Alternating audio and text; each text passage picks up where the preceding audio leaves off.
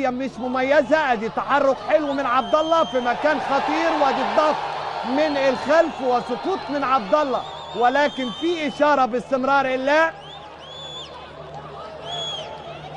سقوط من عبد الله السعيد. هنشوف اللقطه مره ثانيه. حط جسمه والتحم معاه من الخلف رجب بكار، ولكن اشاره باستمرار اللعب من محمود البنا.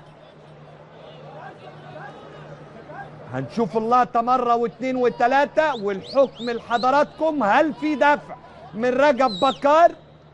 الصورة تملي بألف كلمة.